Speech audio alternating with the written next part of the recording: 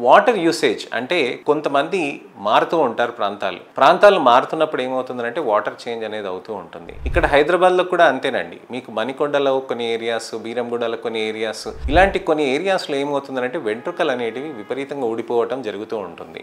Newly mood areas అంటే ఎక్కడైతే కొత్తగా లొకేషన్ మారుతుందో అక్కడ నేను గమనిస్తున్నాను వాళ్ళకి వెంట్రుకలు అనేటివి విపరీతంగా ఊడుతున్నాయి అని చెప్పి. ఇప్పుడు బబ్లు గారు చెప్పారు కదండి, ఒక ఇంట్లో ఉన్నప్పుడు బాగానే ఉంది, ఇంకో ఇంట్లో ఉన్నప్పుడు బాగాలేదు అని అంటే బహుశా అలా ఆ విధంగా మార్పులు జరగటంతో వాటర్లో మార్పు జరగటంతో హెయిర్ లాస్ అవుతుందని నేను అనుకుంటున్నానండి. కానీ మీకు బట్టతల ఉందా లేదా, లేక టీలోజన్ ఎఫ్లూవియం ఉందా లేదా అవన్నీ మనం చూసుకోవాల్సిన అవసరం ఉంటుంది. బట్టతల ఉన్న వాళ్ళకి కూడా వాటర్ చేంజ్ వల్ల కూడా యాక్సిలరేటెడ్ హెయిర్ ఫాల్ అనేది ఉంటుంది, rapid rise of hair fall అనేది ఉంటుంది. అలానే మీకు టీలోజన్ ఎఫ్లూవియం ఉంటే గనక విపరీతంగా జుట్టు ఊడిపోయి విపరీతంగా పల్చగా అవ్వటం, జడ అనేది అవుతూ ఉంటుందండి. సో ఈ విధంగా జాగ్రత్తలు అనేది మనం తీసుకోవాలండి. అయితే ఆరో వాటర్ చేంజ్ చేస్తే సరిపోతుందా, మందులు వాడాల్సిన అవసరం లేదా అని మనం ఆలోచిస్తూ ఉంటాం.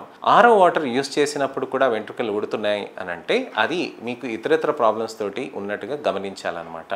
అంటే మీకు థైరాయిడ్ ఇష్యూస్ ఉన్నా కానీ, లేకపోతే డైటరీ డెఫిషియన్సీస్ ఉన్నా కానీ, న్యూట్రిషనల్ డెఫిషియన్సీస్ ఉన్నా కానీ, లైఫ్ స్టైల్లో బ్యాడ్ లైఫ్ స్టైల్ ఉండటం, అంటే మీకు సరైన టైంలో నిద్ర లేకుండా ఉండటం, సరైన టైంలో ఆహారం తినకుండా ఉండటం, పౌష్టిక ఆహారం తినకుండా ఉండటం, ఎమోషనల్ స్ట్రెస్ ఉండటం, విపరీతమైన ఫీవర్స్ ఉండటం, విపరీతమైన ప్రాబ్లమ్స్ ఉండటం, ఇలాంటివి అనేక రకమైన కారణాలు కూడా ఉంటాయి.